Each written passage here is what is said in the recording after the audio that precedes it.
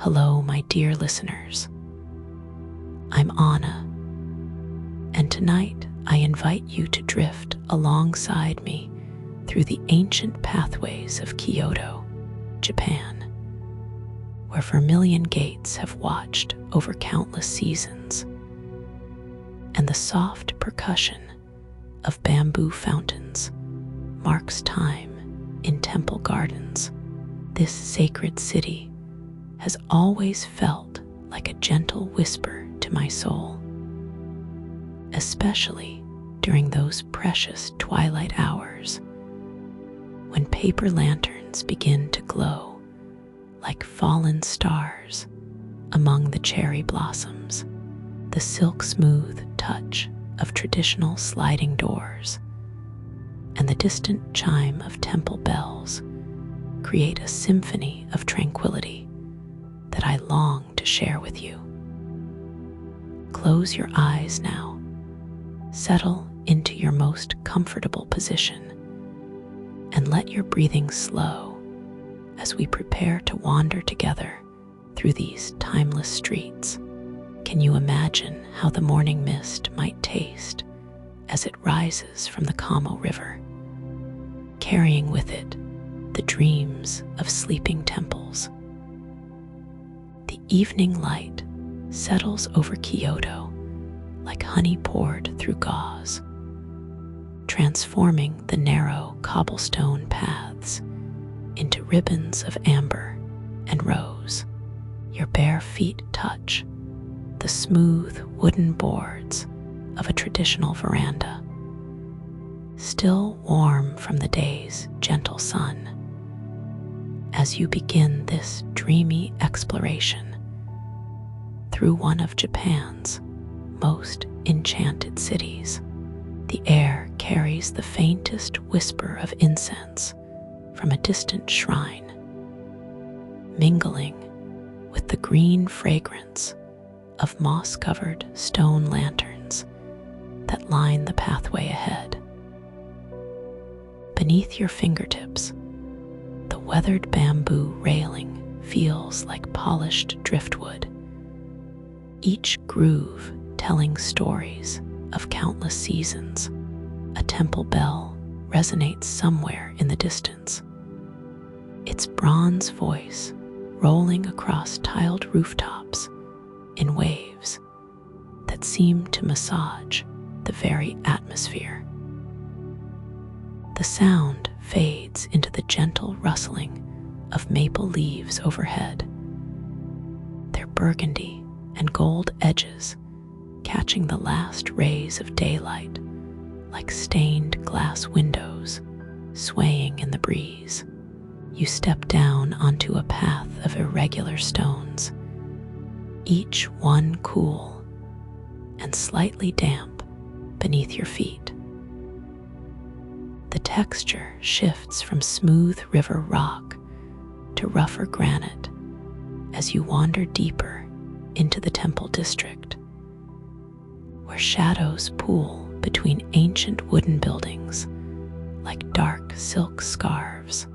The scent of tatami mats drifts from an open doorway, that distinctive aroma of woven grass and rice straw that speaks of meditation and quiet contemplation.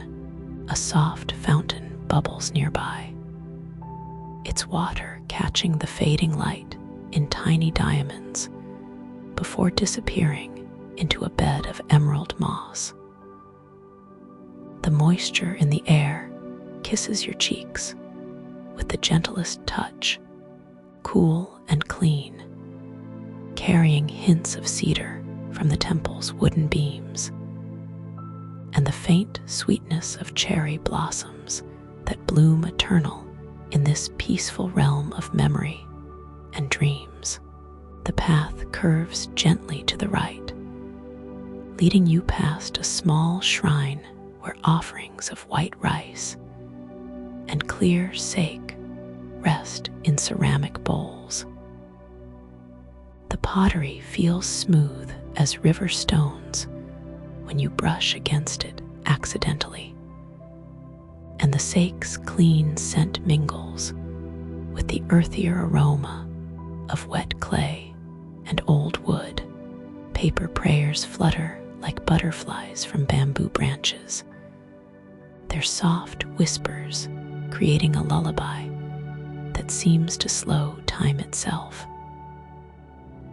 Your journey continues along a covered walkway where wooden pillars stretch toward a curved roof of gray tiles. Each footstep creates the softest echo, a gentle percussion that harmonizes with the distant sound of water flowing over smooth rocks. The temperature here feels perfect against your skin, neither warm nor cool, as if the very air has been blessed with the wisdom of countless monks who walked these same paths in quiet meditation. Ahead, a garden opens like a living painting, where carefully placed stones rest in patterns that speak to something deep within your soul. The gravel between them has been raked into flowing lines that remind you of water frozen in time. And when you kneel to touch it, the tiny stones feel like cool sand beneath your palms. The scent of pine needles drifts down from carefully pruned trees, mixing with the mineral smell of wet stone and the faint perfume of night-blooming jasmine. The light continues to fade, painting everything in shades of lavender and deep blue. Paper lanterns begin to glow like captured fireflies along the garden's edge, their warm yellow light creating dancing shadows that transform familiar shapes into mysterious silhouettes. You can hear the gentle splash of a carp moving through a hidden pond, followed by the soft plop of water dropping from a bamboo fountain that tilts and empties in an endless, peaceful rhythm. Moving deeper into this sanctuary of calm, you discover a meditation pavilion where silk cushions rest on polished wooden floors. The fabric feels cool and smooth beneath your touch, while the wood radiates the day's lingering warmth through your clothing. Here, the air itself seems softer, perfumed with sandalwood and the subtle fragrance of green tea that someone brewed hours ago in a ceremony of mindful presence. The night deepens around you, but rather than darkness, it brings a sense of gentle embrace, as if Kyoto itself is tucking you into its ancient arms. A delicate breeze stirs the silk panels that hang between the pavilion's columns, their fabric moving like captured clouds as moonlight begins its silver dance across the temple grounds. The texture of centuries-old wood beneath your palms feels worn smooth by countless prayers and meditations, each grain telling whispered stories of devotion and inner peace. From somewhere beyond the garden walls comes the gentle clacking of wooden wind chimes, their hollow notes creating a melody that seems to emanate from the very heart of this sacred place. You rise slowly from the silk cushions, your movements naturally flowing with the unhurried rhythm that Kyoto inspires in every visitor. The night air wraps around you like the finest gossamer, carrying new fragrances, the earthy richness of wet garden soil after evening dew, and the subtle sweetness of night-blooming lotus flowers that open their petals only to the moon's tender gaze. Your fingers trail along a rope of braided hemp that guides you toward a stone stairway, its coarse texture grounding you in this moment between dream and wakefulness. Each stone step beneath your feet tells a different story through touch, some worn concave by pilgrim footsteps, others still bearing the rough kiss of mountain quarries. The stairway curves upward through a grove of ancient pines, whose needles carpet the ground in a springy layer that muffles every sound. When you pause to rest your hand against one of these elder trees, its bark feels like a tapestry woven from time itself, deeply ridged and wonderfully alive beneath your palm. At the crest of this gentle climb, a new vista unfolds, a moonlit courtyard where raked sand creates flowing patterns around islands of weathered stone. The pale grains shimmer like scattered pearls, and when you kneel to let them run through your fingers, they feel surprisingly warm from stones that absorbed the day's sunshine. The sand's whispered song as it falls creates a meditation all its own, a tiny waterfall of earth returning to earth. Beyond this Zen garden stretches a wooden bridge painted in deep crimson lacquer that gleams like liquid garnets under the moon's caress. The handrail feels perfectly smooth beneath your gliding palm, its surface reflecting generations of careful tending and renewal.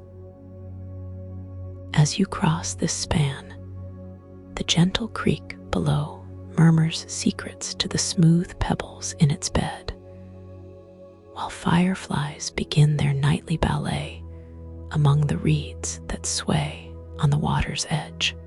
The bridge leads to a path lined with paper screens that glow softly from within traditional houses, their rice paper diffusing warm lamplight into patterns that shift and dance like living calligraphy. Through partially opened shoji doors comes the subtle percussion of chopsticks against porcelain bowls, and the comforting aroma of miso soup mingles with steaming jasmine rice. These domestic fragrances speak of families sharing quiet evening meals, their conversations soft as rainfall. Your path winds between these gentle homes where laundry hanging on bamboo poles moves like prayer flags in the night breeze. The cotton fabric brushes your shoulder as you pass, soft and sun-sweetened, while the bamboo poles creak their own quiet song of flexibility and strength. Garden gates crafted from woven reed screening create intimate spaces where the soft scratch of calligraphy brushes on paper speaks of evening poetry being born. Turning down a narrower lane, you discover a small marketplace where closed vendor stalls dream of tomorrow's offerings. Woven baskets still hold the phantom scents of fresh persimmons and roasted chestnuts, while bolts of indigo-dyed fabric rest beneath protective cloths that feel like whispered promises when touched by passing fingertips. The cobblestones here have been worn smooth as river rocks by centuries of merchants and customers, their surface cool and welcoming beneath your feet. The lane opens into a small square where a centuries-old well sits beneath a thatched roof shelter. The wooden bucket beside it, worn satiny by countless hands, feels substantial and real in your grasp. When you lower it into the well's depths, the rope runs through your fingers like captured moonbeams, and the distant splash echoes upward like a secret being shared with the stars. Water drawn from this ancient source tastes of mountain springs and mineral wisdom. Cool and clean on your lips as you drink from a gourd dipper that fits your hands perfectly. The water's coolness travels down your throat and seems to carry with it the peaceful essence of all the meditation and prayer that has blessed this place through countless seasons. Following the well's stone-lined border with your fingertips, you discover that it leads to another pathway. This one covered with a tunnel of flowering vines that create a living ceiling overhead. The petals that occasionally drift down feel like velvet tears of joy against your cheeks, while their fragrance mingles night-blooming jasmine with something wilder and more mysterious, perhaps mountain orchids that bloom only in moonlight. This flowered tunnel delivers you to the shores of a small lake where the moon's reflection wavers like liquid silver. Wooden dock planks, weathered gray as driftwood, extend into the still water where lotus pads float like meditation cushions for dreaming frogs. The wood feels sturdy, yet yielding beneath your steps. And when you kneel at the dock's edge, the lake's surface tension creates tiny dimples that catch and scatter moonlight into dancing constellations. Here, in this perfect moment between water and sky, between dream and rest, Kyoto's ancient peace settles around you like the softest blanket, woven from starlight and centuries of serene contemplation. A gentle breeze carries across the lake's surface, bringing with it the melodic tinkling of distant wind bells suspended from temple eaves. The sound mingles with the soft lapping of water against the dock's wooden posts, creating a natural lullaby that seems to slow your heartbeat to match its tranquil rhythm. As you sit with your legs dangling over the water's edge, tiny minnows occasionally brush against your toes with touches lighter than butterfly wings, their silver scales flashing briefly before they disappear into the lake's midnight depths.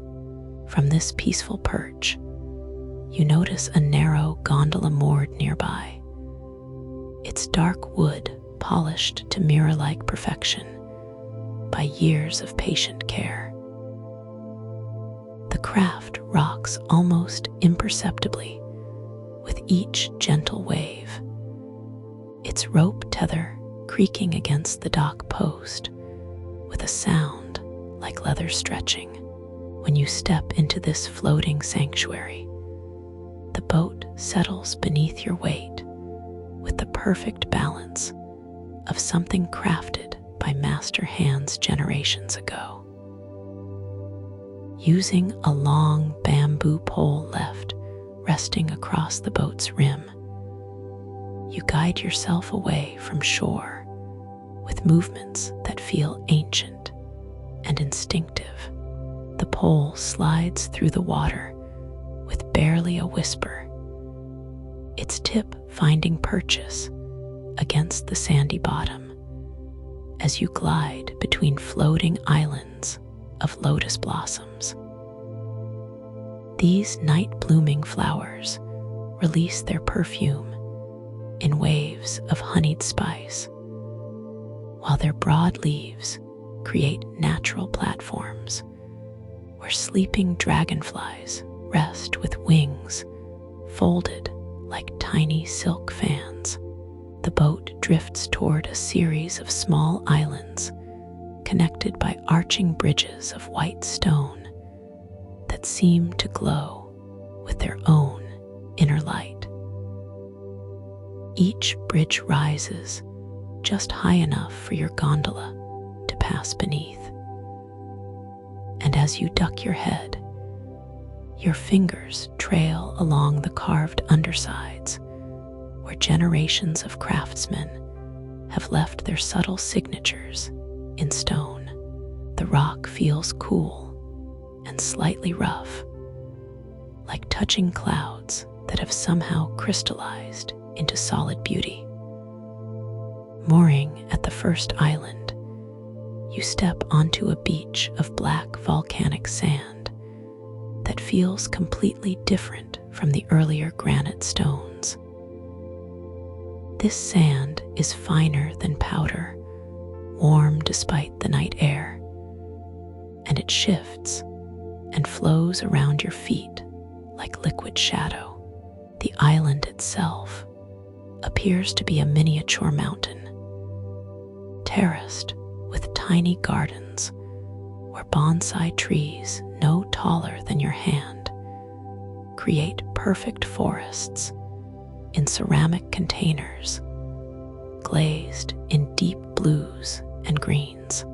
A spiraling path of flat river stones leads upward through these diminutive landscapes, and as you climb, each level reveals new marvels.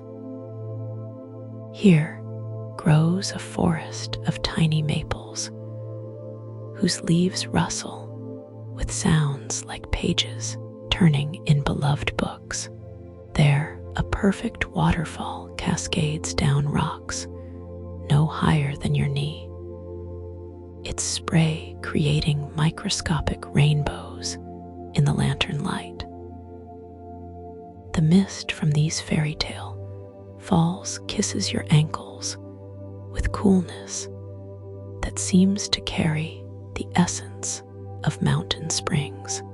At the island's peak, a meditation bell no larger than a tea bowl sits beside a cushion stuffed with buckwheat hulls that crackle softly when you settle upon it. The bell's rim, worn smooth by countless fingers, produces a tone so pure and clear when gently struck that it seems to ring not just in your ears, but throughout your entire being. The sound travels across the water and returns as a softer echo, creating a conversation between present and memory. From this elevated view, the lake reveals new secrets. Channels and waterways weave between islands you hadn't noticed before, each one glowing with its own collection of stone lanterns and paper lights. Some islands appear to hold single buildings, a tea house here, a calligraphy studio there, while others seem to be entirely given over to gardens where night-blooming flowers paint the darkness with subtle phosphorescence. Returning to your gondola, you follow one of these mysterious channels deeper into Kyoto's aquatic heart. The water here flows with purposeful direction, carrying your boat between banks lined with weeping cherry trees, whose trailing branches create living curtains that part like theater drapes as you pass. The bark of these ancient trees feels like silk when brushed by your reaching fingers. And occasionally, a late-season blossom falls into the boat, its petals as soft as a baby's cheek against your palm. This waterway delivers you to what might be called Venice in miniature, a district where buildings rise directly from the water on stilts of aged cypress wood. Covered walkways connect structure to structure, their roofs heavy with climbing vines that perfume the air with night-blooming moonflowers. The scent is intoxicating but gentle, like breathing in bottled starlight, and it seems to make your thoughts float as freely as your boat upon the water. Beneath these elevated walkways, your gondola glides through tunnels of living architecture, where the sound of your passage creates soft echoes that blend with the distant notes of a shamisen being played somewhere in the floating neighborhood above. The stringed instrument's voice carries pure melancholy transformed into beauty, each note falling into the water like liquid amber. When you pause to listen more closely, you can hear the subtle friction of fingertips against silk strings and the gentle tap of the plectrum against the instrument's drum-like body. The channel widens again, revealing a floating marketplace where vendors' boats cluster around wooden platforms that serve as temporary islands of commerce.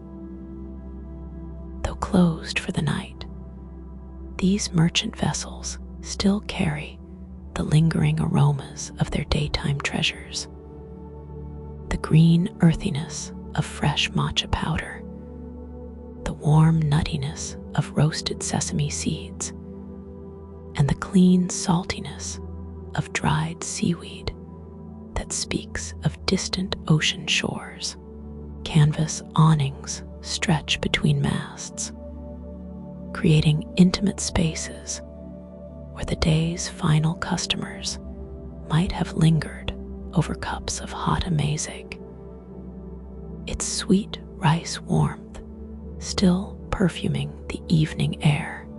Mooring briefly at one of these platforms, you discover that the wooden planks have been worn smooth as glass by countless transactions and conversations. The texture beneath your bare feet feels like walking on captured moonbeams, while rope railings thick as your wrist provide handholds that seem to pulse with the gentle life of hemp fibers that once grew tall in mountain fields. Paper signs advertising tomorrow's offerings flutter like prayer flags, their rice paper surfaces soft as moth wings when touched by curious fingertips. Your water journey continues past this merchant quarter toward what appears to be Kyoto's floating temple district, where religious buildings rise from artificial islands connected by bridges that seem to float just above the water's surface. The temple bells here create deeper, more resonant tones than those you heard earlier. Their bronze voices carrying across the water in waves you can feel as much as hear. Each temple glows with its own constellation of lanterns, their combined light creating pathways of gold across the lake's dark mirror. As your gondola approaches the largest of these temple islands, the water itself seems to grow more luminous, as if countless prayers have somehow infused even the lake with sacred light. The luminescent water parts like liquid pearl before your gondola's carved prow as you approach the temple island's shore. Here, the lake bottom appears to be paved with thousands of small mirrors that catch and multiply every flicker of lantern flame, creating an underwater galaxy that pulses gently with your boat's movement.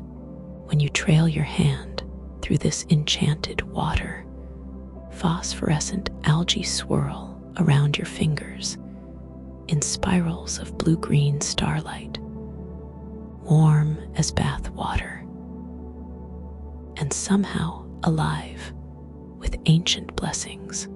Stone steps emerge from the lake's glowing surface, each one carved with symbols that seem to shift and dance in the wavering light.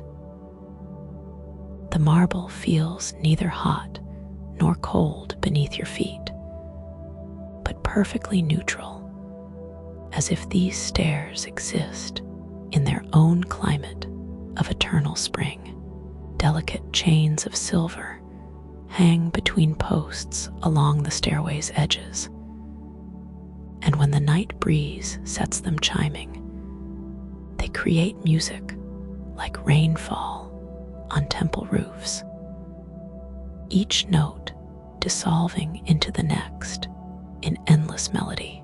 The temple that crowns this sacred island appears to be constructed entirely of translucent jade that emanates its own inner radiance.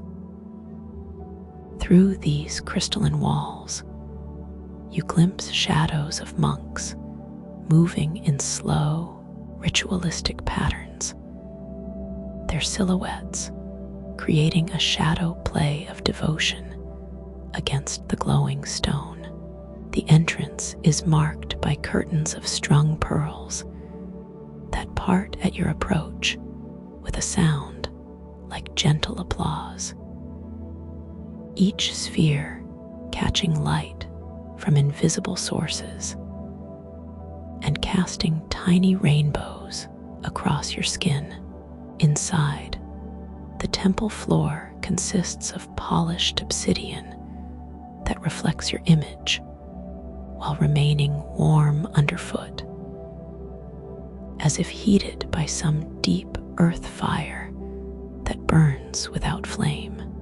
Columns of rose quartz spiral toward a domed ceiling, painted with constellations that move slowly across the artificial sky, completing their celestial dance every few minutes rather than hours.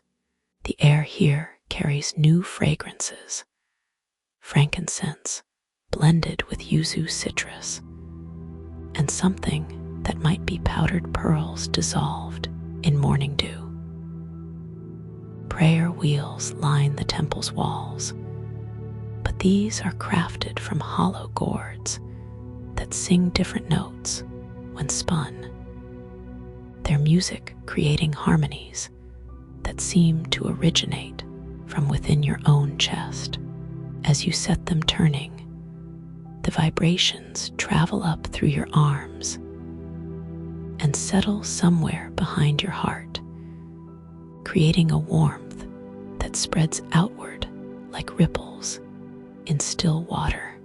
The wheel's surfaces have been inlaid with mother-of-pearl characters that tell stories in languages older than written history. A meditation master sits in the temple's center, his form so still he might be carved from the same jade as the walls. When he speaks, his voice carries the texture of wind through bamboo groves, and his words seem to bypass your ears entirely, settling directly into your understanding like seeds planted in fertile silence. He gestures toward a pool of mercury that serves as both mirror and doorway. Its surface so perfectly reflective that you cannot tell where reality ends and reflection begins. Stepping through this liquid mirror feels like passing through cool honey infused with starlight. The sensation is neither wet nor dry, but something entirely new. Perhaps what clouds experience when they transform from vapor to rain. On the other side, you find yourself in Kyoto's night market district, but one that exists perhaps in dreams or memory, where vendors sell bottled moonbeams and crystallized music in tiny glass vials that chime when shaken. The market stalls themselves appear to be grown rather than built, their frames formed from living willow trees whose flexible branches have been woven into walls and roofs that breathe with the wind. Silk banners in colors that have no names flutter overhead, their dyes created from crushed aurora and distilled twilight. When these flags brush against your shoulders, they leave traces of color on your skin that fade slowly like temporary tattoos made of light. Between the stalls, the ground consists of woven grass mats that spring back after each footstep with the resilience of living meadows. Street musicians play instruments that exist nowhere else, flutes carved from hollow icicles that never melt, drums made from stretched moonbeams that produce sounds felt rather than heard. Their melodies weave together into a sonic tapestry that makes the air itself dance in visible patterns of gold and silver threads. A tea ceremony unfolds beneath a pavilion of crystallized spider webs, where the tea master moves with gestures so fluid they seem choreographed by time itself.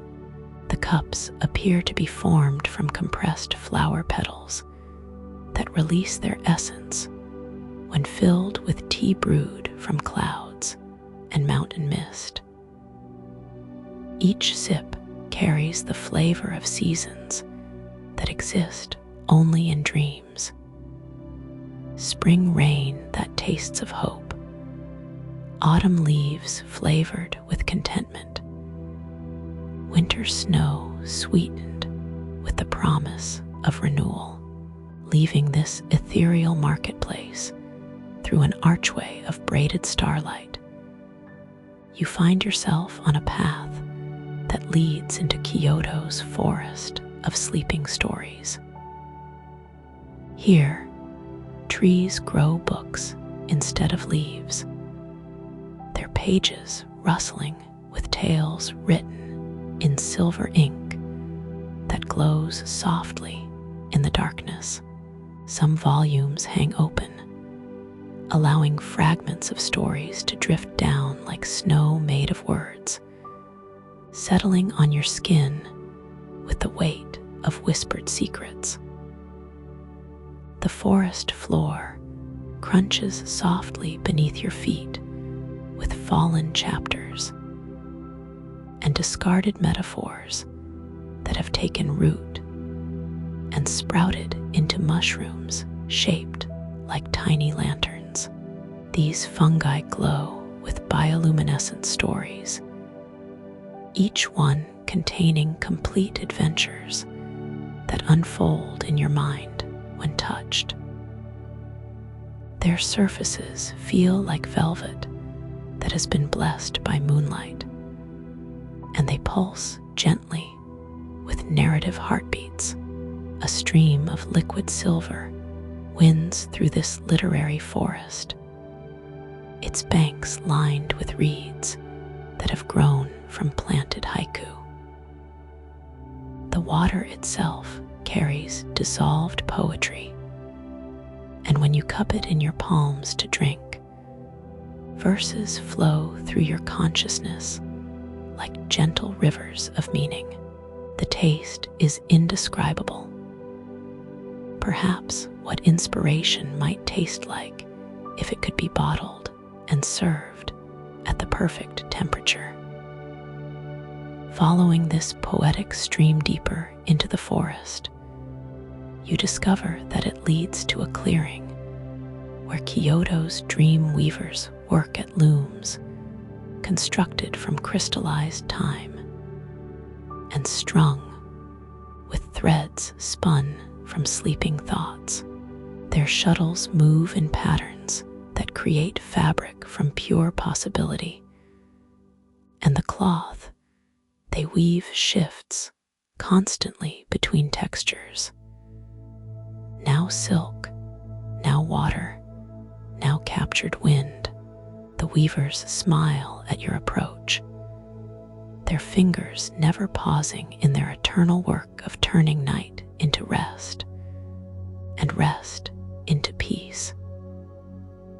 The dream weaver's gentle humming creates vibrations that travel through the forest floor and into your bones, a resonance so subtle it feels like your skeleton is becoming a musical instrument played by angels. One weaver approaches and drapes a length of their gossamer creation around your shoulders. The fabric weighs nothing yet carries the warmth of 1,000 summer afternoons, shifting between the sensation of butterfly wings and morning fog as it settles against your skin. Her fingers, stained indigo from handling dreams, smell faintly of crushed violets and rain-soaked cedar shavings. Beyond the weaver's clearing, a staircase carved from compressed autumn leaves spirals downward into what appears to be Kyoto's underground district, where entire neighborhoods exist beneath the city's surface. The steps yield slightly under your weight with the satisfying give of cork, releasing tiny puffs of cinnamon-scented air with each footfall. Bioluminescent fungi growing from the stairways, edges cast everything in shades of aquamarine and lavender, their light pulsing in rhythm with your descending heartbeat. Underground passages stretch in all directions, their walls lined with thousands of tiny alcoves where sleeping mice have built nests from scraps of origami paper. The rustling of these paper fragments creates a constant whisper of sound, like gentle rain falling on newspaper, while the mice themselves emit tiny sighs of contentment that blend into a collective lullaby. The air here carries the distinctive mustiness of old parchment mixed with the green scent of moss that has never seen sunlight. Following the widest tunnel, you emerge into a subterranean plaza where vendors sell dreams harvested from sleeping children. Their carts, carved from enormous toadstools, display glass orbs containing swirling mists of coral and turquoise. Each one a complete nightmare transformed into wonder through some ancient alchemy. The vendor who approaches moves like liquid, her robes appearing to be sewn from captured shadows. And when she speaks, her voice carries the texture of velvet being drawn across silver strings. She offers you a small sphere containing what appears to be a miniature thunderstorm. Its tiny lightning illuminating clouds the size of pearl drops. When held against your ear, the orb produces the sound of rain falling on a tin roof mixed with a cat's purr, while its glass surface warms gradually in your palm until it matches your body temperature exactly. The vendor's hands, when they brush yours during the exchange, feel like they're made of condensed moonlight, cool and slightly effervescent. Deeper underground passages lead to a district where artisans craft musical instruments from crystallized emotions. Workshop windows reveal craftsmen carving violins from solidified laughter, their tools producing tiny sparkles with each cut that dance briefly in the air before dissolving. The sound of their work creates an irregular percussion, the scrape of planes against joy, the tap of hammers shaping compressed wonder, the whistle of files smoothing crystallized awe into playable form. One artisan invites you to touch his latest creation, a flute carved from petrified size that produces notes so pure they seem to originate from the spaces between thoughts. The instrument's surface has the texture of worn silk, punctuated by tiny ridges that fit your fingertips perfectly, as if it has been waiting specifically for your touch. When breath passes through its chambers, the resulting melody doesn't just fill the air, but seems to rearrange the atmosphere itself into more pleasing patterns. A hidden door behind the workshop opens onto Kyoto's underground river system, where boats made from giant lotus leaves navigate channels carved by centuries of patient water. The boatman who appears moves with the fluid grace of someone who has spent lifetimes learning to read water's moods. His pole, finding purchase against river stones that have been worn smooth as eggs by the endless current. His boat rocks with each push, the oversized leaf flexing like living green leather that cradles your weight perfectly. This underground river carries different fragrances than the surface waters. Here the air holds hints of iron from deep earth veins, mixed with the mineral sweetness of limestone caves, and something that might be the breath of sleeping dragons deep in the mountain's heart. Phosphorescent plankton swirl in the boat's wake, creating temporary galaxies that birth and die in moments. Their brief light reflected in your guide's eyes like captured stars. The river widens into a vast underground lake where floating gardens drift like isolated continents. Each garden hosts a different season simultaneously. Cherry blossoms bloom beside autumn maples, while winter bamboo grows next to spring peonies, all existing in harmony within some pocket of time that follows different rules than the surface world.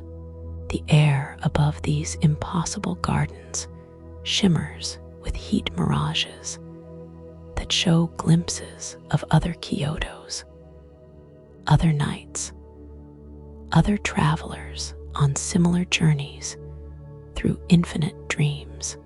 Your leaf boat approaches an island where night-blooming cereus flowers, each one larger than dinner plates, open only in complete darkness. Their petals unfurl with audible sighs, releasing perfume so intoxicating it makes the air visible as golden threads that weave themselves into temporary tapestries before dissolving. The flowers' centers glow with soft bioluminescence, creating pools of amber light that attract moths the size of hummingbirds, their wings beating with the sound of whispered prayers. Walking among these giant blooms, you discover that their nectar, when touched to your lips, carries the taste of distilled starlight mixed with honey that has never known earthly flowers. The sensation spreads through your mouth like liquid music, each note distinctly sweet yet complex beyond description. Your footsteps on this island of eternal blooming create no sound, as if the ground itself absorbs all noise to preserve the flowers' sacred silence. A bridge woven from sleeping vines connects this island to another, where Kyoto's dream architects work by candlelight, designing cities that exist only in the unconscious mind.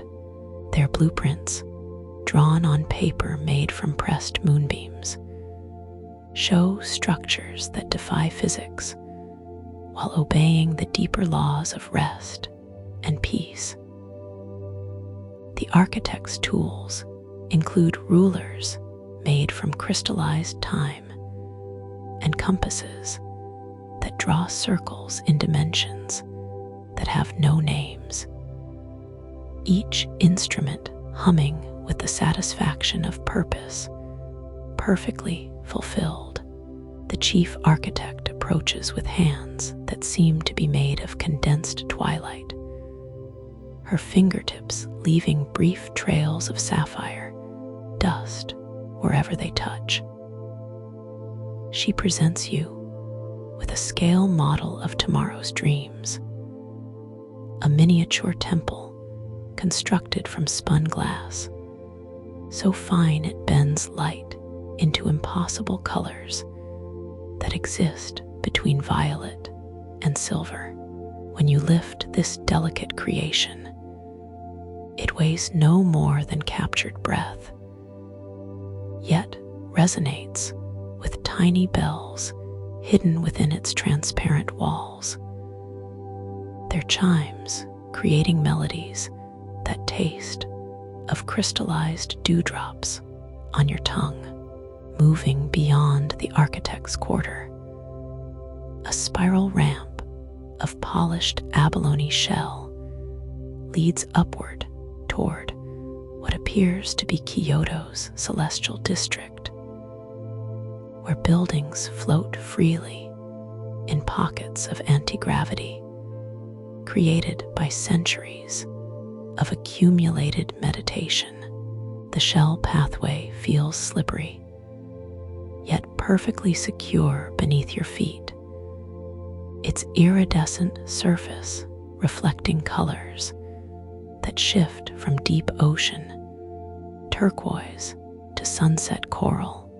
With each step, tiny sea creatures, long fossilized within the shell, create textural patterns that massage your soles like natural reflexology stones.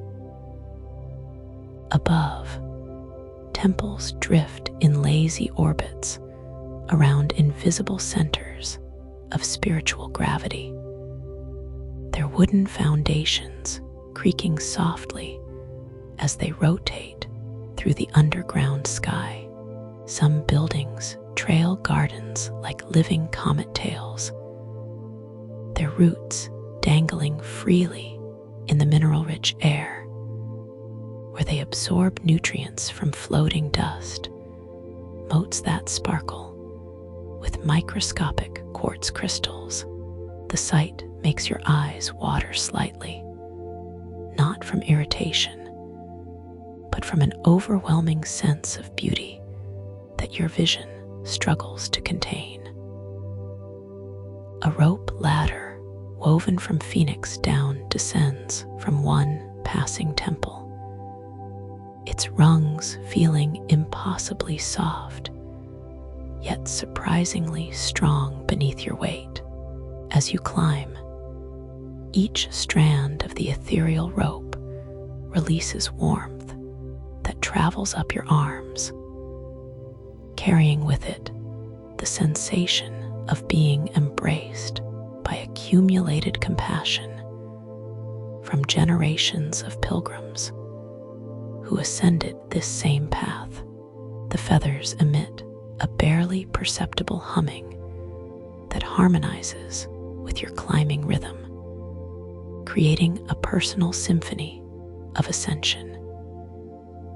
Inside the floating temple, monks with wings made of folded paper prayers glide between prayer wheels the size of millstones, each revolution grinding mantras into flour that becomes the bread of spiritual sustenance. Their paper wings rustle with the sound of ancient texts being turned, while their feet never quite touch the floor, leaving them perpetually suspended in states of devotional levitation. The air currents created by their movement carry traces of powdered jade and liquefied compassion that coat your throat with soothing coolness. Through the temple's transparent floor, you observe Kyoto's thermal springs district far below, where pools of naturally heated water create spirals of steam that rise through carefully engineered channels. Each pool glows with a different mineral content. Copper springs burn emerald. Iron-rich waters pulse with burgundy light, while sulfur pools emit gentle yellow radiance that makes shadows dance like living calligraphy across cavern walls, carved with poems written by underground rivers. A golden elevator cage, operated by pulleys made from twisted silk cocoons, lowers you gently toward these therapeutic waters. The cage itself sways with the comforting motion of a parent rocking a sleeping child, while the cocoon fibers stretch and contract with organic rhythms that create barely audible musical tones. Your descent passes through layers of different atmospheric pressure, each one carrying distinct aromatherapy blends. Eucalyptus mixed with star anise, followed by frankincense blended with crushed pearls. Then finally bergamot essence infused with powdered moonstone. The Springs District welcomes you with pathways paved in smooth river jade that maintains perfect temperature regardless of the surrounding heat. Never burning feet while never feeling cold. Private bathing pools carved from single blocks of rose quartz emit their own subtle radiance while maintaining water temperatures that adjust automatically to your body's needs. Attendants move like graceful spirits, their robes made from woven steam that shifts between solid fabric and vapor, depending on the viewing angle. One attendant offers you a cup of tea brewed from herbs that grow only in volcanic soil. Its taste combining the earthiness of deep roots with the lightness of mountain air. The ceramic cup itself has been glazed with volcanic ash that creates swirling patterns resembling frozen whirlwinds. And as you drink, the vessel warms in your hands while somehow keeping the tea at the perfect temperature throughout the entire cup. Each sip carries subtle effervescence, as if the liquid contains dissolved laughter from children playing in distant meadows. Stepping into the rose quartz pool, the mineral-rich water embraces your skin with the consistency of liquid velvet, infused with healing salts that seem to dissolve fatigue at the molecular level. Tiny bubbles rise from hidden springs beneath your feet, each one carrying different essential oils to the surface, where they burst in miniature fireworks of lavender, chamomile, and something that might be distilled contentment. The pool's curved walls create perfect acoustics that transform even the smallest sounds into gentle echoes that seem to massage your hearing. Floating meditation platforms made from cork oak and lined with sheepskin drift across the pool's surface, each one containing different aromatherapy sachets embedded in the wood that release their essences only when warmed by body heat. As you recline on one platform, pressure points along your spine encounter raised patterns carved into the cork spirals and mandalas that seem to unlock tension you weren't even aware you were carrying. The sheepskin lining cradles your weight while maintaining perfect breathability, neither too warm nor too cool. Steam rising from surrounding pools carries microscopic healing minerals that you inhale with each relaxed breath, their effects creating a gentle tingling sensation that begins in your lungs and spreads throughout your circulatory system like liquid serenity. The cave's ceiling, studded with natural crystal formations, reflects the pool's colored lights into constantly shifting aurora patterns that play across closed eyelids in soothing waves of coral, jade, and amethyst luminescence. Therapeutic attendants approach with implements carved from different healing stones. Massage tools crafted from smooth obsidian that never grows too hot. Jade combs that seem to untangle more than just hair. And brushes made from crystallized tree sap that releases piney aromatherapy compounds when used on skin still damp from mineral waters.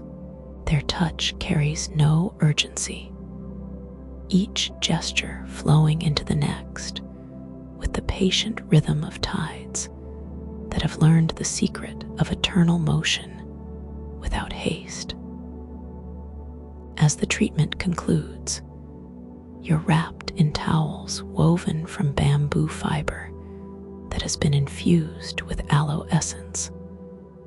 The fabric soft as fresh snow, yet somehow retaining therapeutic warmth for hours. The attendants guide you toward a resting alcove where hammocks strung with silver thread sway gently in air currents, perfumed with night-blooming jasmine and sandalwood essence. The combination creating an atmosphere so peaceful that consciousness itself begins to soften around the edges like watercolors bleeding into perfect dreams. The silver-threaded hammock cradles you with the gentle persistence of ocean currents, while overhead, stalactites drip mineral-rich water in patterns so regular they might have been composed by master musicians who understand the mathematics of tranquility. Each droplet strikes small copper bowls positioned throughout the alcove, creating a percussion ensemble where every note arrives precisely when your nervous system most needs its soothing vibration. The sound travels through bone and sinew, dissolving knots of tension that have lived in your shoulders for months without your awareness. Beeswax candles arranged in spiraling Fibonacci patterns cast dancing shadows that move with hypnotic predictability across walls covered in living moss that breathes with barely perceptible rhythm. The moss releases oxygen in tiny puffs that smell of ancient forests where sunlight has never directly touched the earth, while its emerald surface feels like crushed velvet when your trailing fingers make contact. Between the moss patches, veins of silver run through black marble like captured lightning, their metallic gleam pulsing with the steady heartbeat of the mountain itself. An underground breeze carries new fragrances through hidden ventilation channels. The crisp scent of snow that has never melted mixed with herbs that bloom only in perpetual twilight. This air current makes wind chimes carved from hollow bird bones sing in harmonies that seem to resonate specifically with the frequency of human contentment. The bones themselves have been polished to translucency, allowing internal light to shine through and cast gentle patterns that remind you of rain falling upward through golden honey. From your resting place, a passage opens that leads toward Kyoto's district of floating tea houses, where structures built from compressed flower petals drift on currents of heated air that rise from thermal vents deep in the Earth's core.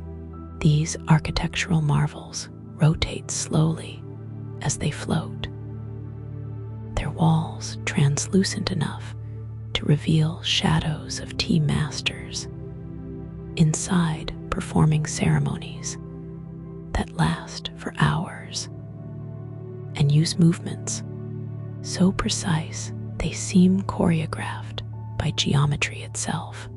The petals' natural oils, released by the warm air, create an atmosphere perfumed with roses, chrysanthemums, and flowers that exist nowhere else in any season. Stepping stones made from petrified would provide a pathway between these aerial tea houses, each plank retaining the original tree's growth rings that spiral outward in patterns your bare feet can read like braille, telling stories of decades spent reaching toward light. The wood's surface has been worn to satin smoothness by countless visitors, yet retains enough texture to provide perfect grip even when moisture from the thermal vents creates a fine mist that makes everything gleam like surfaces dusted with powdered diamonds. Inside one tea house, a ceremony unfolds using tea leaves that have been aged in caves, where they absorbed mineral essences from limestone walls. The resulting brew produces steam that forms temporary sculptures in the air dragons that dissolve into butterflies, mountains that transform into sailing ships, each shape lasting just long enough for recognition before morphing into something equally beautiful and impossible. The tea master's movements create their own air currents that guide these steam sculptures through deliberate patterns, turning the simple act of pouring into three-dimensional calligraphy written in vapor. The tea itself tastes of liquid meditation, its warmth spreading through your chest like expanding circles of compassion, while its subtle bitterness balances perfectly with an underlying sweetness that reminds you of honey harvested from flowers that bloom only during eclipses. Each sip seems to slow time further, stretching moments into comfortable eternities where rushing becomes not just unnecessary, but impossible to imagine. The cup's ceramic surface, fired with ash from sacred mountains, warms your palms while remaining perfectly balanced in weight and proportion. Through rice paper windows that filter light into soft, geometric patterns, you observe Kyoto's night fishing district, where lanterns suspended from bamboo poles attract schools of luminescent fish that swim through the air as easily as water. The fishermen cast nets woven from moonbeams and spider silk, their movements creating ripples in the atmosphere that make the floating fish shimmer like living opals. When caught, these aerial creatures sing in crystalline voices before dissolving into points of light that the fishermen collect in bottles made from hollowed gourds. A gondola crafted from a single enormous lotus petal provides passage toward this fishing quarter, its organic hull flexing with each gentle push from the pole-wielding guide, whose robes appear to be stitched from captured starlight. The vessel moves through air with the same fluid grace it would show on water, rising and falling on thermal currents while maintaining perfect stability. Your guide hums melodies in scales that don't exist in waking music, his voice creating harmonics that make the air itself visible as ribbons of amber and turquoise light.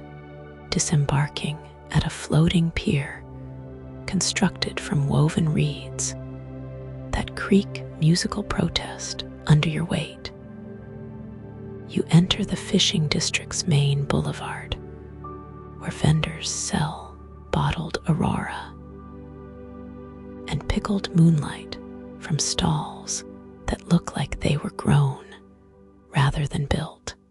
The street beneath your feet consists of compressed flower petals that spring back after each step, while releasing tiny puffs of perfumed jasmine from one footfall, gardenia from the next, creating a constantly changing aromatherapy carpet that adjusts its fragrances to complement your walking rhythm.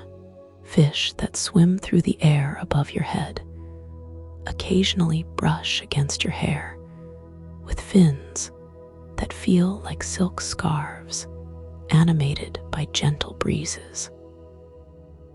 Their scales catch light from the fishing lanterns and scatter it in prismatic showers that make the night air sparkle like champagne made from liquefied starlight. Some fish sing as they swim, their voices creating chords that harmonize with the distant temple bells in compositions that seem to have been rehearsing for centuries. Following a path marked by posts topped with glowing sea glass, you arrive at Kyoto's Midnight Bakery district, where bakers work with dough made from ground pearls and yeast cultivated in caves that echo with whale songs. The ovens burn with flames that produce no heat, yet somehow transform raw ingredients into bread that tastes like crystallized comfort, and pastries filled with cream that has been whipped from condensed clouds. The air here carries the impossible combination of baking bread mixed with ocean breezes and something that might be the scent of satisfied sighs. Bakers' assistants with flour-dusted hands that leave trails of silver wherever they touch offer samples from trays that seem to refill themselves through some benevolent magic. The pastries dissolve on your tongue into flavors that bypass taste entirely, creating instead sensations of being embraced by grandmothers you never met and tucked into beds made from accumulated prayers.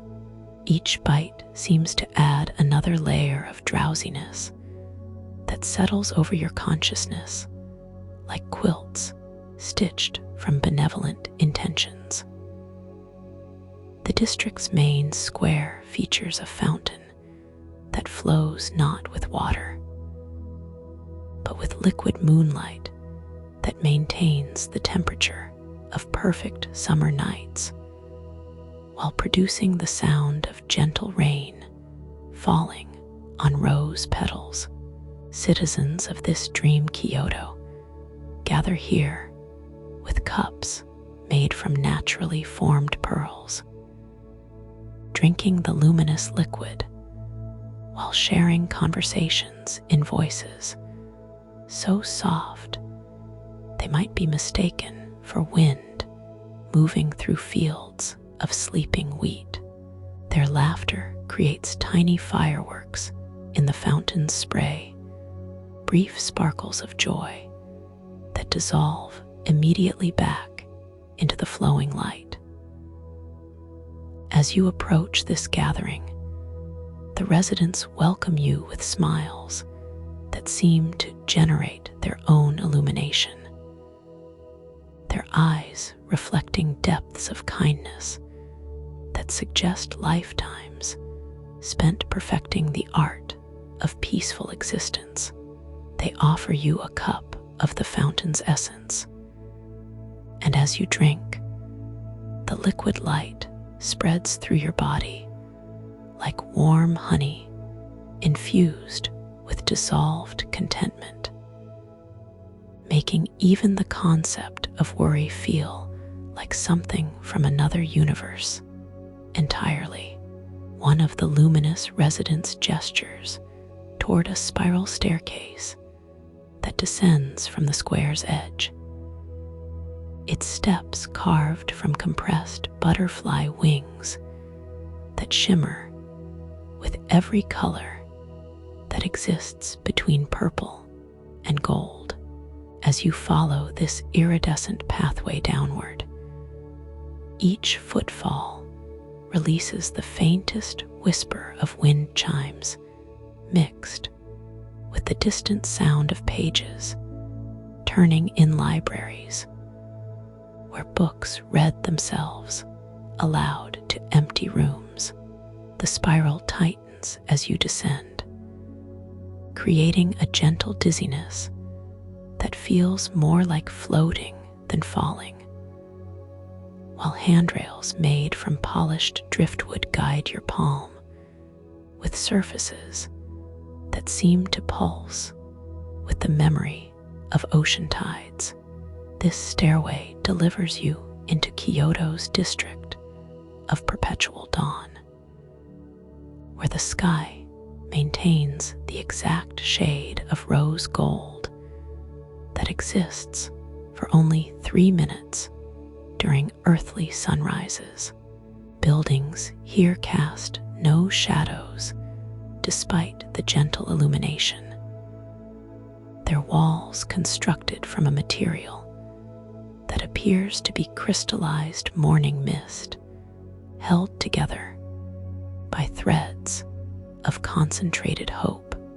Windows remain always slightly open, releasing the sound of distant roosters that crow melodies instead of calls, their songs weaving together into lullabies that make awakening feel like the most restful state imaginable.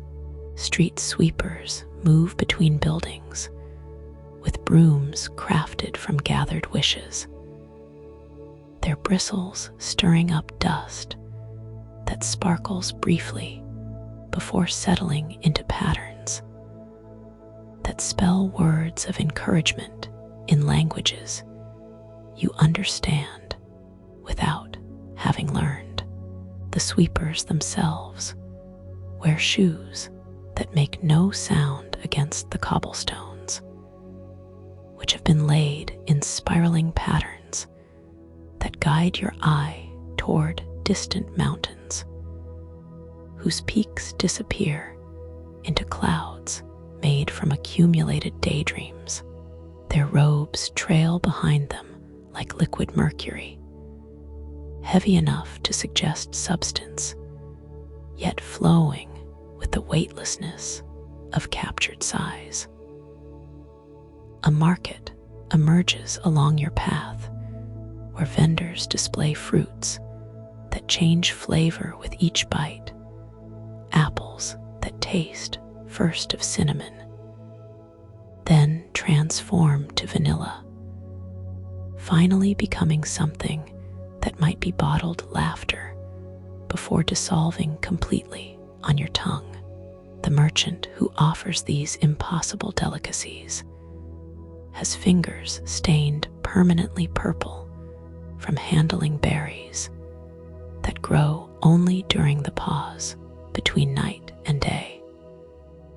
Her smile revealing teeth like perfectly matched pearls that click together musically when she speaks in a voice reminiscent of honey being poured over warm toast.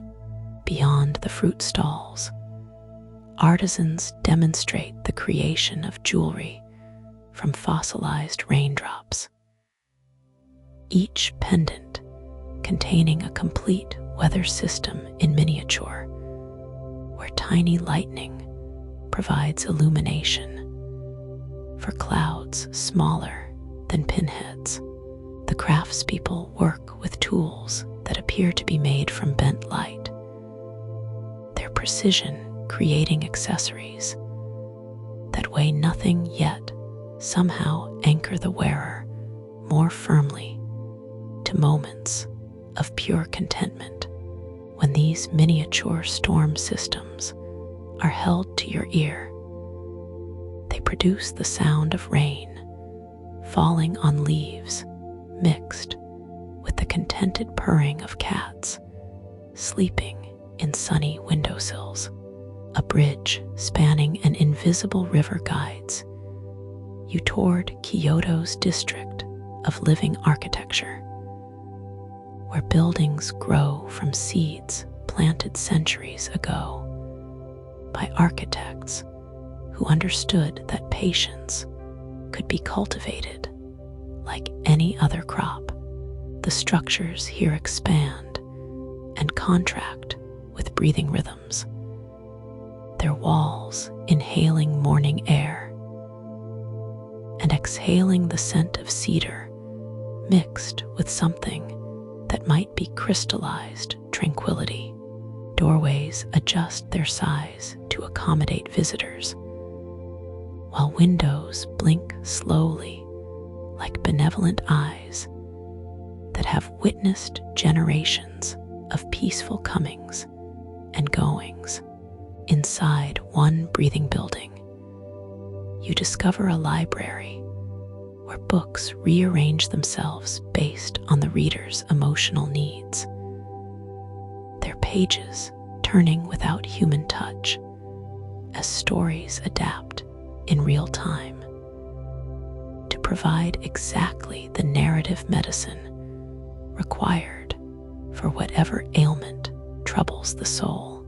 The librarian, whose hair appears to be spun from morning fog, moves between shelves with gestures that remind you of someone conducting an orchestra composed entirely of whispered secrets.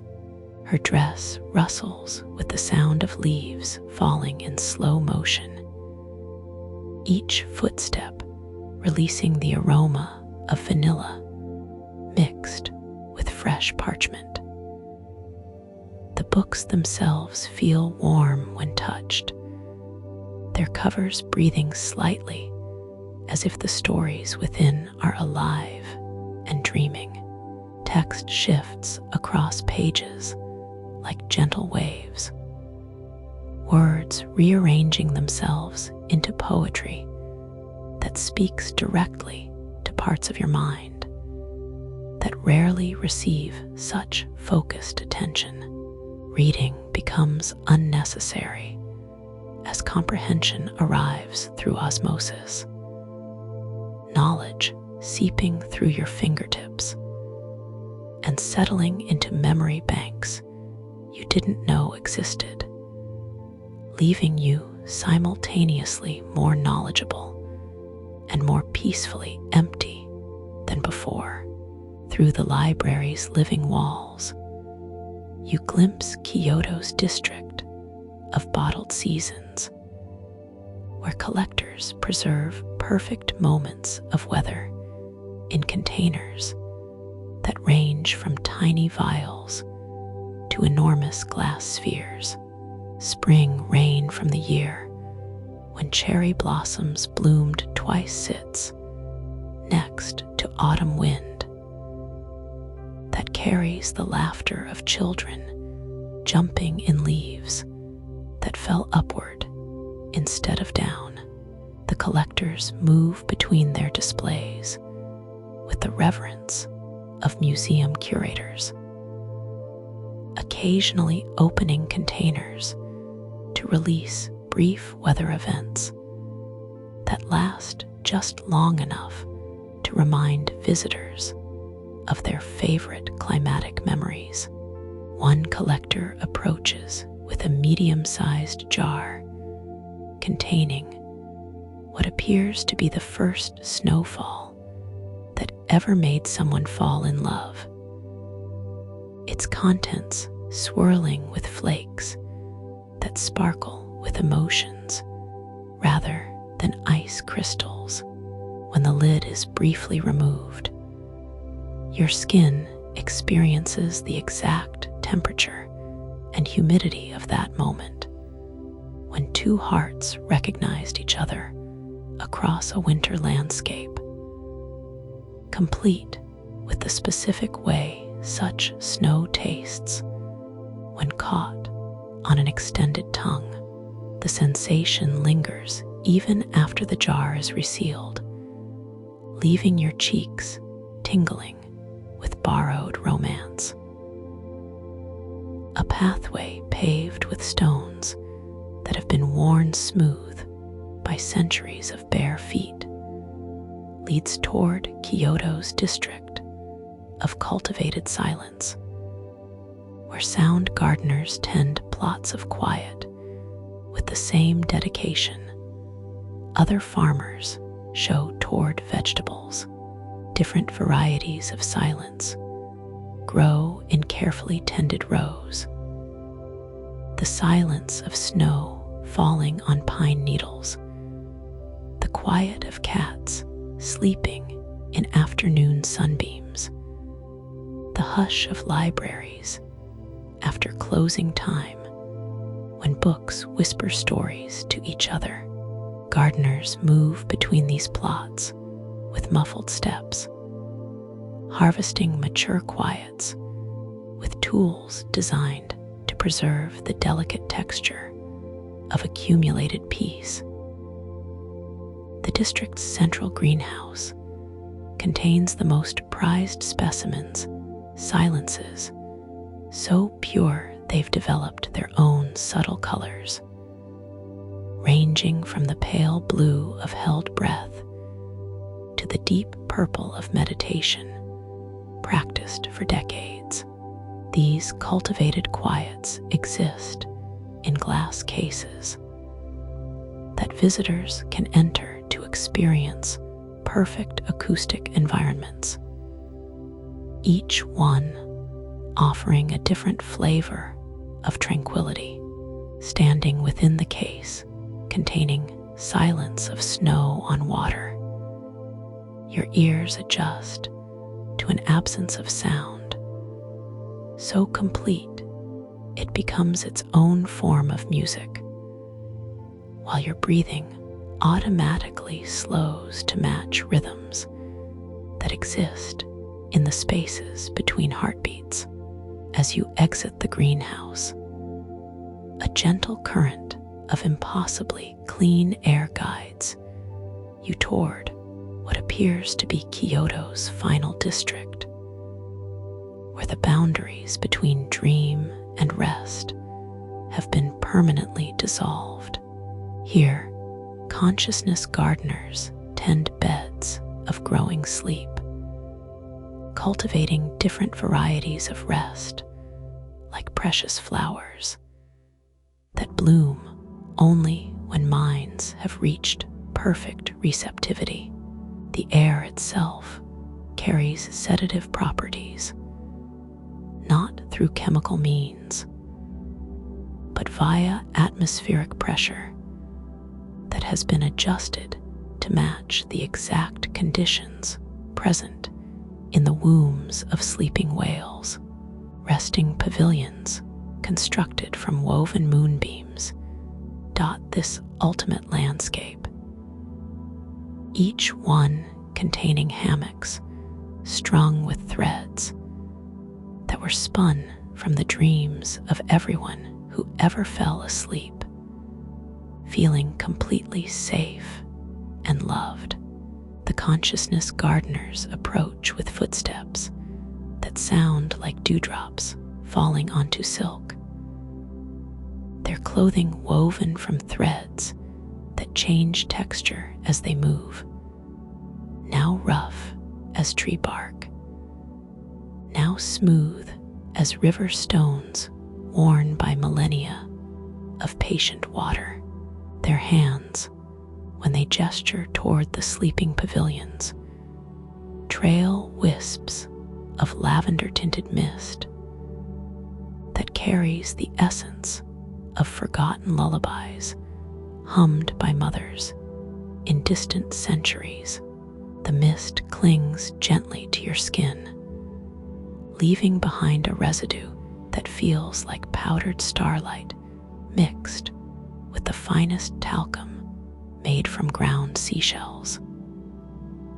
Within the nearest pavilion, the moonbeam walls pulse with a rhythm that matches the slower breathing of deep sleep, their luminescence shifting from cream to the palest amber in waves that seem designed to guide your eyelids toward inevitable closure. The floor beneath consists of compressed dandelion seeds that cushion each step while releasing the faintest whistling sound, like wind passing through the smallest possible flute. This organic carpet adjusts its firmness based on your body's needs, becoming softer where your feet require more cushioning and maintaining support where your posture demands stability. The hammock awaiting you has been woven from silver threads, so fine they're barely visible individually. Yet, together, they create a surface that feels like lying on captured cloud essence. As you settle into its embrace, the weaving responds by conforming precisely to your body's contours, cradling you with the perfect pressure that makes muscles you didn't know were tense suddenly release their grip on accumulated stress. The threads hum with an almost inaudible frequency that resonates through your bone marrow, creating vibrations that seem to tune your entire skeleton to match the harmonic frequency of perfect rest. Above your resting place, a mobile crafted from crystallized rainbows rotates slowly in air currents that smell of ozone and distant thunderstorms that bring only gentle rain. Each crystal segment refracts the pavilion's soft light into patterns that dance across your closed eyelids in hypnotic sequences of rose, seafoam, and the palest gold. The mobile's movement creates the subtlest tinkling sounds, like ice crystals forming on window glass during the season's first frost, each note arriving precisely when your nervous system most needs its particular frequency.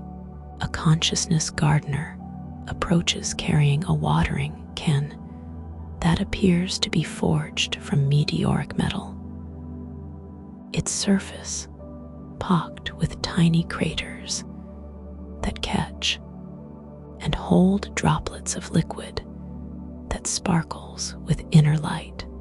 As she tends to nearby dream plants, the moisture creates a fine spray that drifts toward your hammock, each droplet carrying microscopic amounts of minerals that exist only in the spaces between thoughts.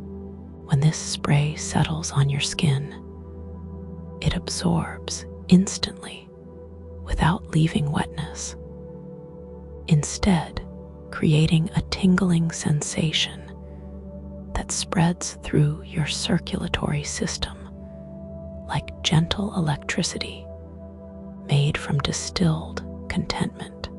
The dream plants themselves defeat description through conventional means.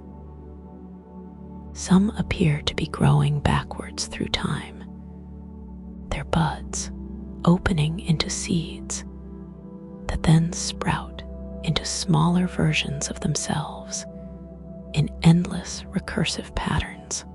Others seem to exist in multiple dimensions simultaneously, their leaves casting shadows that don't match their apparent positions, while their flowers bloom with petals that appear solid from one angle and translucent from another. The fragrance they release changes based on your state of consciousness, becoming more complex and soothing as your awareness begins its natural drift toward sleep. Through gaps in the pavilion's moonbeam walls, you glimpse other travelers on similar journeys through Kyoto's landscape of dreams. Some float past on beds made from woven wind, their blankets trailing behind them like aurora streams that spark with colors unnamed in any waking language. Others drift along aboard vessels that seem to be constructed entirely from compressed size, their hulls translucent enough to reveal the peaceful expressions of passengers who have already surrendered completely to the journey's ultimate destination. A gentle chiming begins somewhere beyond the pavilion's perimeter. Not bells or gongs, but the sound of soap bubbles popping in extremely slow motion, each burst releasing a note that hangs in the air for precisely the length of time needed to soothe one layer of mental tension. The rhythm of these bubble notes follows no earthly pattern, instead seeming to respond to the collective breathing of everyone resting within the district of cultivated silence.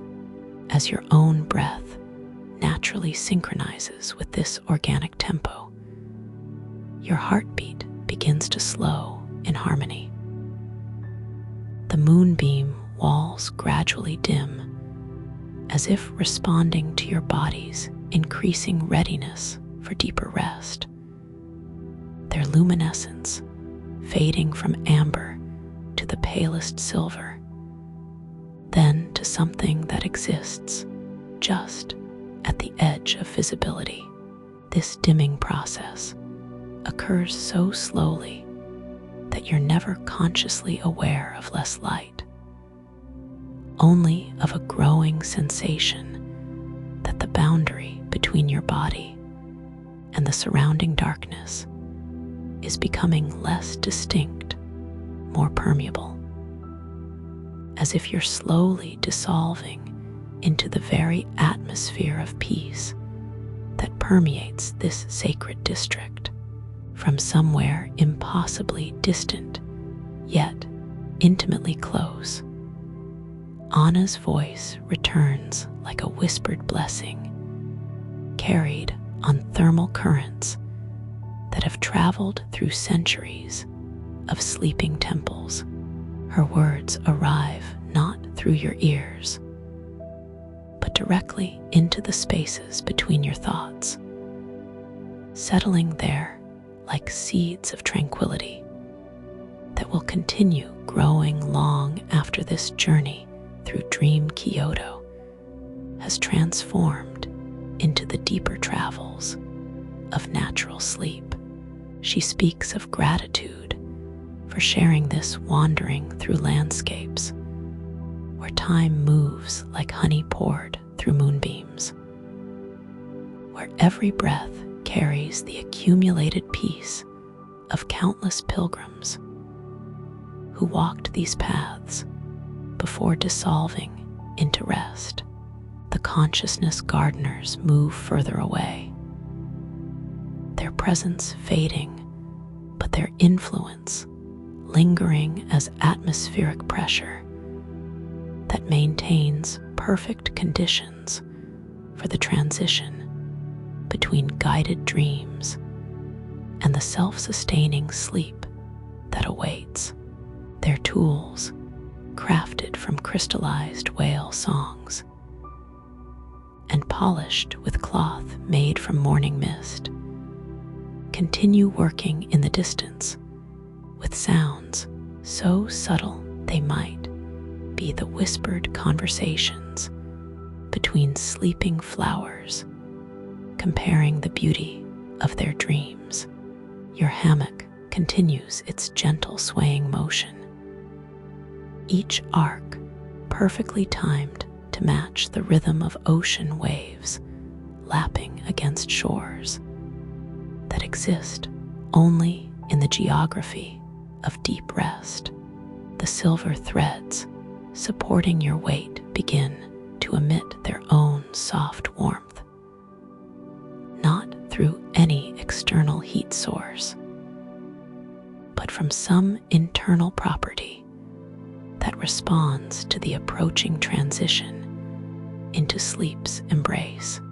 This warmth spreads through fabric and flesh alike, dissolving the last distinctions between the dreamer and the dream, between the traveler and the destination. In this suspended moment between awareness and sleep, Kyoto's ancient spirit settles around you like a blanket woven from accumulated prayers, its weight just substantial enough to anchor your consciousness, while remaining light enough to allow the natural drift toward deeper rest. The city's temples, gardens, and impossible districts continue their eternal existence in dimensions accessible only to those who have learned the art of letting go, ready to welcome you back whenever sleep brings you again to their threshold. The last sensation before deeper dreams claim you completely is the feeling of being held by something larger than individual consciousness. Perhaps the collected peaceful intentions of everyone who ever found solace in Kyoto's timeless beauty, or maybe just the universe's own tendency toward rest, gathering you into its vast and patient embrace as deeper currents of rest begin to claim your consciousness. New chambers of Kyoto's dreaming architecture reveal themselves through the semi-permeable boundaries of sleep. Here, in the district of vanishing edges, buildings exist only as outlines drawn with threads of crystallized whispers, their foundations resting on surfaces that feel solid, yet yield like memory foam infused with the essence of forgotten afternoons. The air moves differently in this realm, flowing upward in lazy spirals that carry with them the weight of settled dust from libraries where thoughts go to rest after being fully understood. Translucent architects work with blueprints that rewrite themselves as they're being read. Their pencils crafted from compressed morning frost that leaves marks visible only from the corner of one's eye. These ghostly craftsmen move with the deliberate slowness of geological time, their progress measured not in hours, but in the gradual accumulation of peace that settles into the spaces they create.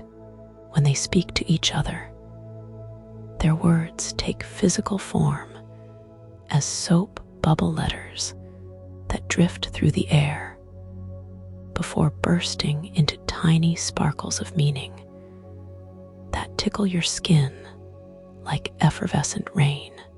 The streets between these outline buildings consist of pathways made from woven grass that has grown transparent with age, creating a walking surface that feels substantial underfoot, while allowing glimpses of underground streams flowing with liquid silver mercury that reflects no images, only pure light. These subterranean rivers produce a gentle burbling sound that resembles the contented murmuring of cats dreaming of successful hunts, while their banks support colonies of bioluminescent moss that glows with the exact shade of green found in deep forest clearings where no human foot has ever disturbed the silence. Following one of these translucent pathways leads to Kyoto's district of compressed seasons, where entire years have been distilled into chambers small enough to walk through in minutes. Each compressed year maintains its own atmospheric pressure, creating subtle differences in how sound travels. Spring chambers echo with the hollow resonance of bamboo wind chimes, while winter spaces absorb all noise except for the occasional crack of ice that sounds like distant applause. The transition between seasonal chambers creates momentary pressure changes in your ears that feel like gentle fingers adjusting some internal tuning mechanism. Within the compressed autumn chamber, leaves that fell decades ago continue their descent in extremely slow motion, each one rotating with mathematical precision as it drifts toward Earth at the speed of growing fingernails. The air here tastes of cinnamon bark mixed with the metallic tang of approaching frost, while underfoot, a carpet of previously fallen leaves creates a surface that produces different musical notes depending on how your weight shifts. Major chords when stepping forward, minor harmonies when moving sideways, and pure single tones when standing perfectly still.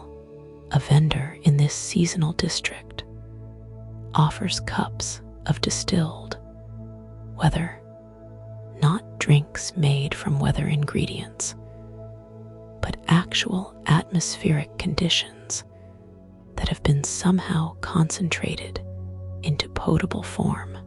The summer rain variety provides the sensation of walking through warm precipitation while remaining completely dry, its effects lasting just long enough to remind your skin of what perfect humidity feels like. The vendor's cart appears to be constructed from crystallized wind patterns, its structure visible only when light strikes it at specific angles, while her apron seems to be cut from fabric, woven from collected sighs of contentment. Beyond the seasonal chambers lies Kyoto's district of living shadows, where darkness has learned to move independently of the objects that originally cast it.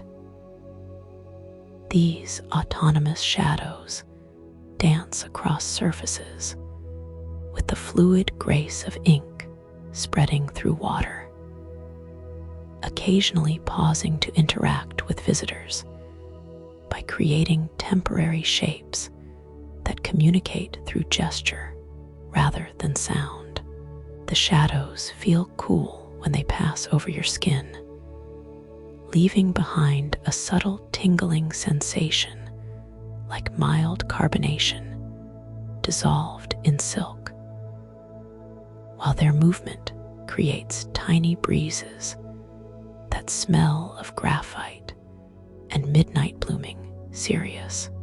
The shadow dancers guide you toward a performance space where silhouette puppeteers present stories using darkness itself as their medium. The tales they tell unfold across surfaces that seem to exist in multiple dimensions simultaneously, with plot developments occurring not just left to right, but also forward and backward through layers of space that your eyes struggle to focus on directly. The puppet shadows produce sounds by interacting with specially textured walls, their movements creating friction that generates tones ranging from the whisper of silk scarves brushing together to the deep thrumming of cello strings played with feathers. A backstage area reveals the puppeteers themselves, figures so draped in light-absorbing fabric that they appear as mobile absences rather than present beings. When they move, the space around them seems to compress slightly, creating subtle gravitational effects that make your inner ear register movement even when you remain stationary. Their hands, barely visible within pools of concentrated darkness, manipulate tools that appear to be carved from crystallized midnight, each implement designed to sculpt shadow the way others might work with clay or bronze. Through a doorway marked by curtains of hanging obsidian beads that tinkle with the sound of rain on slate rooftops, you enter Kyoto's district of cultivated echoes. Here, sound farmers harvest acoustic reflections from environments specifically designed to produce the most therapeutic reverberations. Their fields consist of curved metal surfaces positioned at angles calculated to transform even the softest footstep into gentle percussion that returns to your ears as lullaby rhythms. The farmers themselves wear shoes with soles made from compressed flower petals, their movements creating whisper-soft impacts that bloom into complex harmonic patterns as they bounce between the reflective surfaces. One sound farmer demonstrates his prize cultivation, an echo of children's laughter that has been aged in acoustic chambers for exactly 7 years and 3 months, developing subtle overtones that taste of vanilla when heard while resting with closed eyes. This preserved laughter retains all its original joy while gaining depth and complexity, like wine that has learned to sparkle. And when released into the atmosphere, it creates ripples of warmth that spread outward in concentric circles you can feel against your cheeks. The district's echo library contains thousands of preserved sounds stored in crystalline chambers that amplify and purify their contents over decades of careful cultivation. Whispered love songs from couples who grew old together sit beside the first words spoken by children who became poets, while shelves dedicated to natural sounds house the echoes of specific waterfalls, particular bird songs, and wind moving through groves of trees that no longer exist except in these acoustic memories.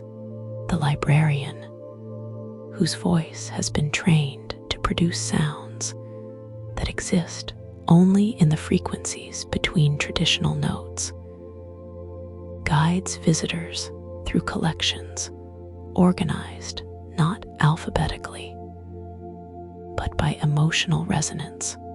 Moving deeper into this acoustic wonderland, you discover chambers where silence itself has been sculpted into three-dimensional forms. These silence sculptures create areas of such perfect quiet that your own breathing becomes a symphony, while your heartbeat transforms into percussion, profound enough to provide rhythm for entire compositions that exist only in the spaces between sounds. Standing within these sculpted quiets produces a sensation of floating in liquid tranquility, where even thoughts seem to move more slowly and with greater deliberation. The final chamber in this acoustic district contains what might be called a silence garden, where different varieties of quiet grow like invisible flowers, tended by gardeners whose tools make no sound when they work. Here, the silence of deep caves grows beside the quiet of falling snow, while the hush of libraries after closing time spreads across beds fertilized with compressed whispers and watered with liquid moonlight that makes no splash when poured. The gardeners communicate through gestures so subtle they might be mistaken for natural body movements. Their coordination perfect despite never speaking aloud.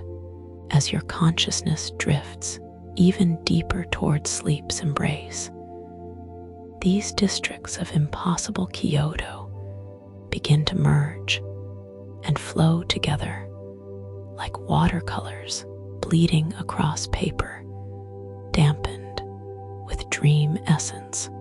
The boundaries between sound and silence, between shadow and light, between the solid and the translucent, all dissolve into a unified field of perfect rest, where Anna's voice becomes indistinguishable from your own inner narration, both fading into the vast quiet that waits beyond all journeys, beyond all stories, in the infinite country of peaceful sleep.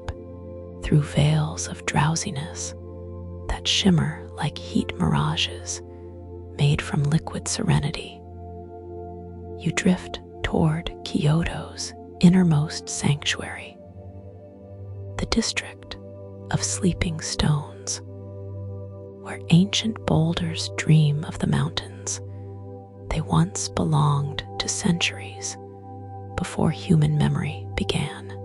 These geological slumberers emit vibrations so low they register more as feelings than sounds.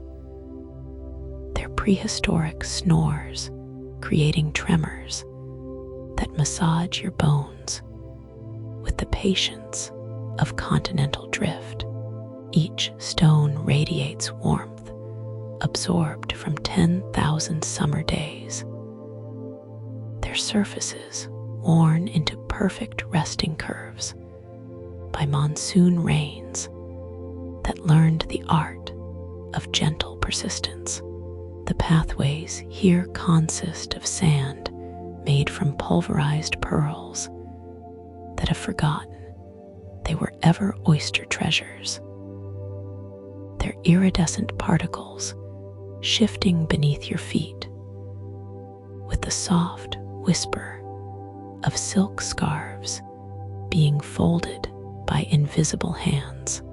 This pearl sand retains the ocean's memory of rocking motion, creating a subtle swaying sensation with each step, as if you're walking across the deck of a ship anchored in perfectly calm waters. The grains cling briefly to your skin before falling away, leaving behind a residue that smells of salt marshes where herons meditate at twilight. Fireflies the size of pinheads drift between the sleeping stones, their bioluminescence pulsing in patterns that spell out haiku in forgotten dialects. Each poem lasting exactly 17 heartbeats before dissolving into ordinary light. These tiny scribes of illumination occasionally land on your arms with touches lighter than butterfly kisses, their presence detectable only through the faintest warmth that spreads outward like ripples in still water. Their collective glow creates shifting constellations that rearrange themselves based on the dreams of nearby stones, forming temporary galaxies that exist for moments before reforming into entirely new configurations. A final torii gate stands at the district's heart, constructed from wood that grew in soil, nourished by the tears of joy shed by pilgrims over countless generations. This timber has absorbed so much accumulated happiness that it glows from within like captured sunrise. Its surface smooth as polished river jade, yet warm to the touch like skin that has spent hours in healing sunlight. Passing through this ultimate threshold requires no movement. Simply standing before it allows the gate's accumulated blessings to draw you gently forward into the most sacred space of all. Beyond lies not another district, but a single room, infinite yet intimate, where tatami, mats woven from moonbeams, support a futon stuffed with clouds that have never rained, their cotton maintaining perfect temperature through some ancient blessing that requires no explanation. Here, where all of Kyoto's impossible districts converge into one point of perfect rest, your journey finds its natural conclusion not through arrival, but through the gentle release of needing to travel anywhere at all. The futon receives your form like water, accepting a stone, neither resisting nor yielding, but simply embracing what arrives with the unconditional acceptance that comes from existing beyond time's demands. As your breathing deepens to match the rhythm of sleeping stones, the boundaries between traveler and destination dissolve completely, leaving only the vast contentment of a mind that has wandered far enough to remember that peace was always waiting, patient as mountains, gentle as morning mist rising from ancient temples, where every prayer becomes a lullaby for souls learning to rest.